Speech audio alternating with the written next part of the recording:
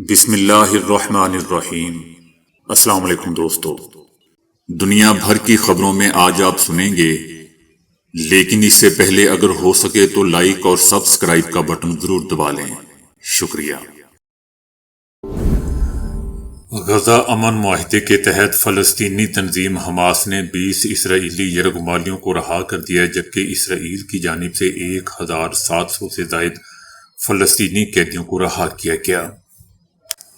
Hamas نے مرحلہ وار تمام 20 اسرائیلی یرغمالیوں کو رہا کیا۔ پہلے مرحلے میں 7 اور دوسرے مرحلے میں 13 یرغمالیوں کو رہا کیا گیا۔ 28 یرغمالیوں کی باڈیز کو بھی اسرائیل کے سپرد کیا جائے گا، جبکہ تقریباً 1700 فلسطینی قیدی اسرائیلی جیلوں سے بسوں میں سوار ہو کر غزہ اور فلسطین کے مغربی کنارے پہنچے۔ جنگی جنون میں مبتلا اسرائیلی وزیر اعظم ڈھٹائی پر برقرار ہیں۔ جنگ بندی کے باوجود نیتن یاہو نے بیان دیا ہے کہ غزہ پہ فوجی کارروائی ابھی ختم نہیں ہوئی۔ نیتن یاہو نے قوم سے خطاب کرتے ہوئے کہا ہے کہ اسرائیل کو اب بھی بڑے سیکیورٹی چیلنجز کا سامنا ہے۔ نیتن یاہو کا کہنا تھا کہ ہمارے کچھ دشمن دوبارہ منظم ہو کر ہم پر حملہ کرنے کی کوشش کر رہے ہیں، لیکن ہم ان پر مکمل طور پر قابو پانے کے لیے تیار ہیں، کیونکہ اسرائیلی فوج نے جہاں بھی لڑائی کی ہے اس میں کامیابی حاصل کی ہے۔ ان کا کہنا تھا کہ حالیہ کامیابیوں کے بعد، نام نہاد کامیابیوں کے بعد، اسرائیل کے لیے نئے مواقع پیدا ہوئے ہیں۔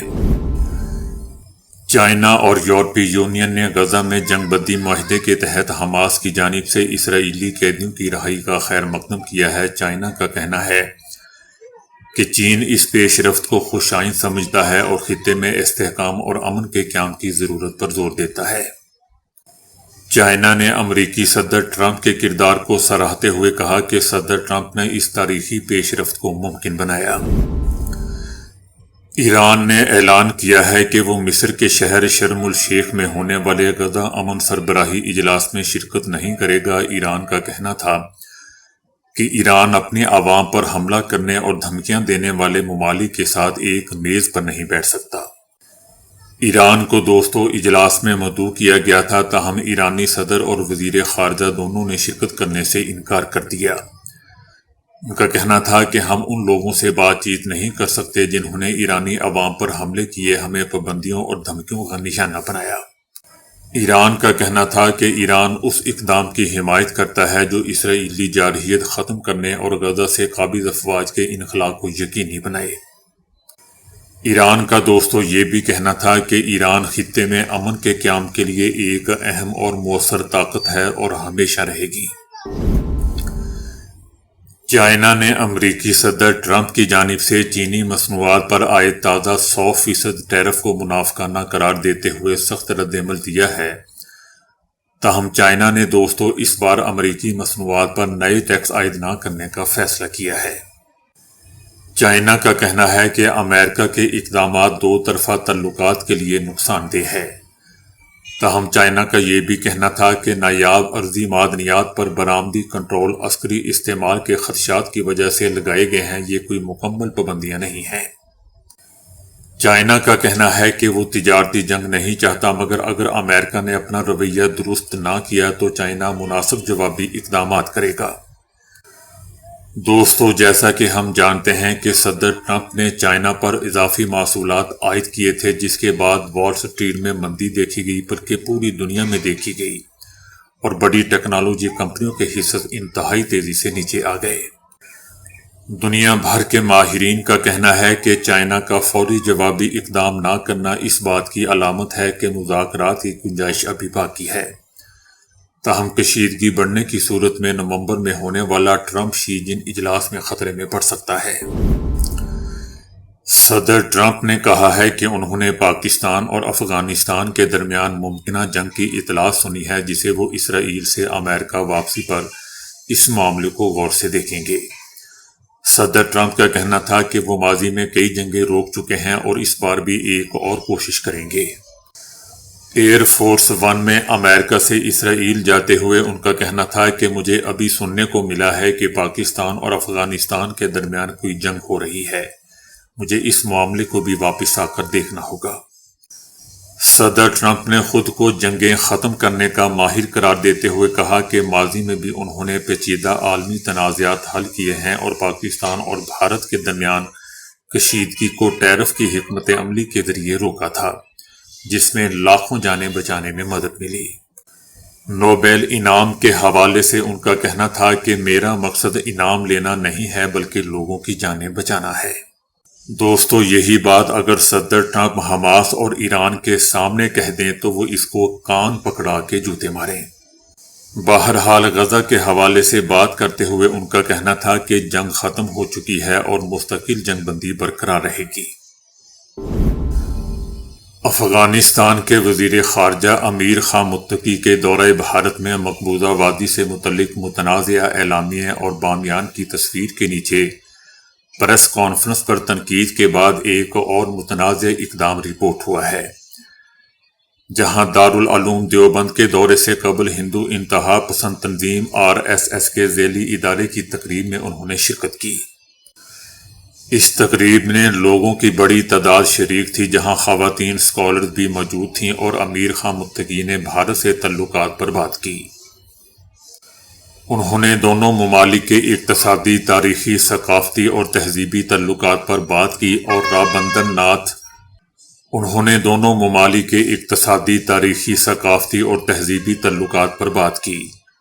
اور رابندر ناتھ ٹیگور کے کابلی والا کا بھی ذکر کیا۔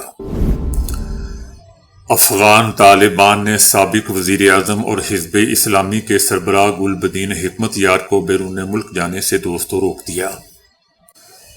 گلبدین حکمت یار کے بیٹے حبیب الرحمان حکمت یار نے دوستوں کہا ہے کہ طالبان حکومت نے ان کے والد کو بیرون ملک سفر کرنے کی اجازت نہیں دی۔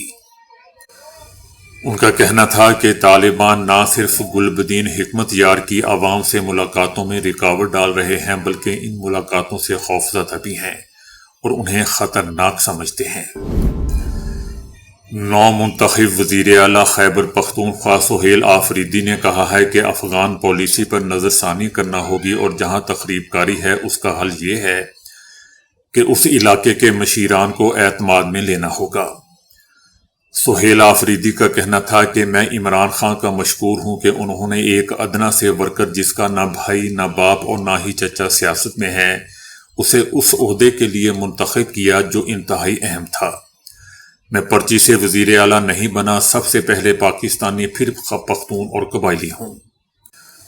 ان کا کہنا تھا کہ میں اپنے قائد عمران خان کی رہائی کے لیے آج سے اقدامات شروع کر دوں گا۔ میں احتجاجی سیاست کا چیمپئن ہوں۔ میرے پاس کھونے کے لیے کچھ بھی نہیں ہے، نہ گاڑیاں ہیں، نہ پیسے ہیں، نہ بنگلے ہیں اور نہ ہی کرسی کی لالچ۔ ان کا کہنا تھا کہ جس دن میرے لیڈر نے کہا کہ کرسی نہیں، اس طرح لات ماروں گا کہ کرسی ادھر پڑی ہوگی۔ ان کا کہنا تھا کہ عمران خان کو فیملی اور جماعت کی مشاورت کے بغیر ادھر ادھر کیا تو پورا ملک جیم کر دیں گے۔ سہیل آفریدی کا کہنا تھا کہ کوئی یہ نہ سوچے کہ میں اس منصب پر آ گیا ہوں تو نظریے سے ہٹ جاؤں گا، یہ بھول ہے۔ گاڑیاں، بنگلے، سلوٹ اور تاج دیکھ کر نظریے سے نہیں ہٹوں گا، جیسا تھا ویسا ہی رہوں گا۔ دوستو، آج کی تاریخ نوٹ کر لیں۔ یہ جذباتی نعرے بہت جلد ٹھس ہو جائیں گے۔ بچے لوگ بچکانہ حرکتیں۔ تخریب کاری کے خلاف اگر تم نے آرمی سے یا اسٹیبلشمنٹ سے تعاون نہ کیا تو دیکھ لینا، میری بات باندھ لینا، تمہیں الٹا لٹکا دیا جائے گا۔ بندہ پہلے ہی اپنی اوقات میں رہے۔ عمران خان کو اڈیالہ جیل سے نکالنا تو بہت دور کی بات، تم چند بندے اسلام آباد ہی اکٹھے کر لو تو غنیمت ہے۔ یہ کام صرف علی امین گنڈا پوری ہی کر سکتا تھا۔ پاکستان نے کہا ہے کہ افغانستان کے عوام اب طالبان حکومت کے پیچھے نہیں کھڑے، اب اگر انہوں نے پھر ایسا کوئی کام کیا تو بھرپور جواب ملے گا۔ پاک فوج کے بھرپور جواب کے بعد جھڑپوں کا سلسلہ رک چکا ہے اور پاک فوج نے افغان جارحیت کا منہ توڑ جواب دیا ہے۔ 200 سے زائد افغان طالبان کو ہلاک کر دیا گیا ہے جو اپنی پوسٹیں چھوڑ کر بھاگ گئے ہیں، ان کا بھی پیچھا کیا گیا۔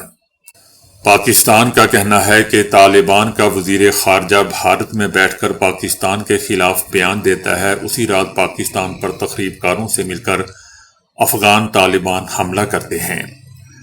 افغانستان کی سرزمین ہمارے خلاف استعمال ہوتی ہے۔ کئی بار ہم ان کو بتا چکے ہیں کہ ہمارے پاس جو ثبوت موجود ہیں تانے بانے وہاں سے ملتے ہیں، لیکن ان کو سمجھ ہی نہیں آ رہی۔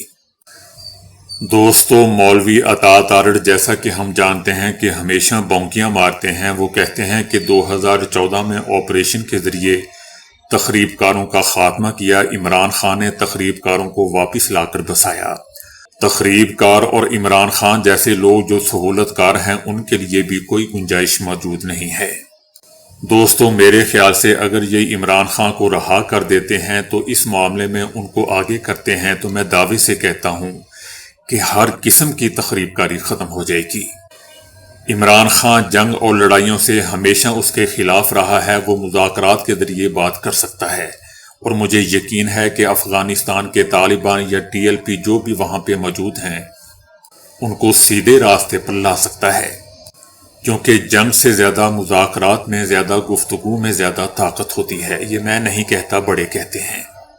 اگر پاکستان میں یہ لوگ امن چاہتے ہیں، حکومت امن چاہتی ہے، تو عمران خان کو ان سب کو رہا کرنا ہوگا۔ اور مجھے دوستو آج تک یہ سمجھ نہیں آئی کہ ایک انسان نے پاکستان کے لیے کتنا کچھ کیا، کتنا اس کا نام روشن کیا، دوسروں ملکوں میں جا کر روشن کیا، اور سمجھ سے باہر ہے کہ کیا اس نے گناہ کر دیا ہے کہ 3 سالوں سے اس کو جیل میں بٹھایا ہوا ہے۔ پاکستان کا اور اس کا ٹائم بھی ضائع کیا جا رہا ہے۔ 73 سال سے زائد شاید اس کی عمر ہو چکی ہے۔ پاکستان کو چاہیے کہ اس جیسے ایماندار اور صاف ستھرے بندے سے کوئی کام نکالے۔ میں کسی اور سیاستدان پر دوستو تنقید نہیں کرتا، سب اپنی جگہ ٹھیک ہوں گے، لیکن آپ کو عمران خان جیسا بندہ سیاست میں کبھی نہیں ملے گا، نہ کبھی ہسٹری میں ملا ہے۔ لیکن افسوس کی بات ہے کہ اس سے وہ کام نہیں نکالے جا سکے، وہ نہیں لیے جا سکے جو لینے ضروری تھے۔ میں کسی پر کوئی تنقید نہیں کرتا، بلکہ میں صرف یہ کہنا چاہتا ہوں کہ ایسے بندے کو ضائع نہ کیا جائے۔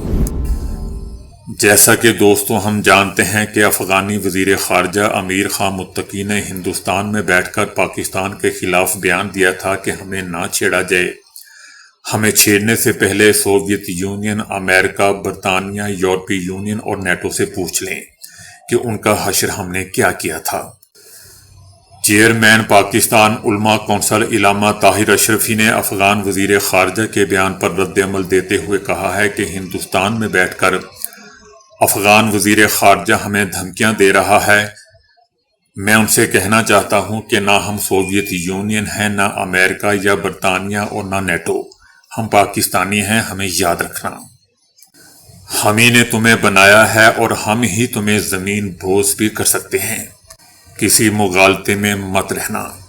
ان کا کہنا تھا کہ ہم آپ کے ملک افغانستان میں نہ مداخلت اور نہ قبضہ کرنا چاہتے ہیں، ہم صرف یہ چاہتے ہیں کہ آپ کے ملک سے ہمارے ملک میں تخریب کاری بند ہونی چاہیے۔